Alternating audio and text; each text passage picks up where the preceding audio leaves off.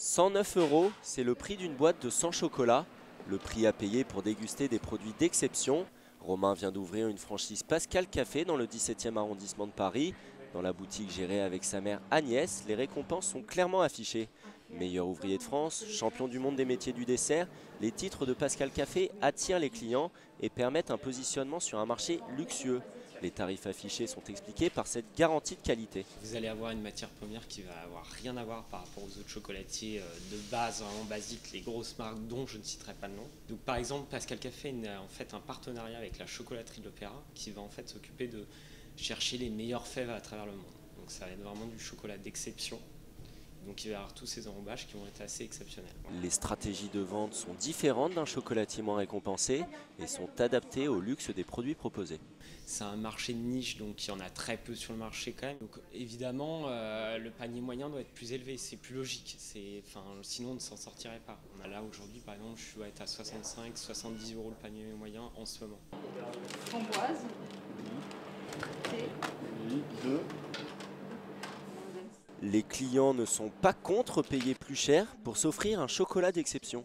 C'est vrai que plutôt que d'acheter du classique, entre guillemets, du Jeff de Bruges ou des choses comme ça, qu'on voit partout, voilà, je préfère plutôt viser des chocolats d'exception et de très bonne qualité. Bon, ça coûte un peu plus cher, effectivement, mais bon, quand on aime, voilà. Mais y a-t-il vraiment une différence de qualité avec un chocolatier non récompensé par la profession ? Nous avons enquêté chez Adrien dans son atelier du chocolat. Fondé par Serge Andrieux à Bayonne, ville chocolatière de France, cette maison attache aussi de l'importance à la qualité des matières premières. La chocolaterie missionne des chercheurs pour trouver les meilleures fèves de cacao. Alors les fèves de cacao viennent de différentes provenances, sachant qu'on a des chocolats qui viennent du Venezuela, Madagascar, Sao Tomé, et c'est un mélange de différentes fèves. Il y a des négociants en fèves de cacao qui recherchent les meilleures fèves de cacao, de meilleure qualité. La maison s'adapte aux attentes d'un public plus large, une stratégie de vente qui se traduit par un trafic en magasin plus élevé et des prix plus abordables. Je sais qu'il y a des gens qui viennent pour acheter, ça peut être 2 ou 3 € de chocolat en vrac, et puis on a des commandes à 200 €.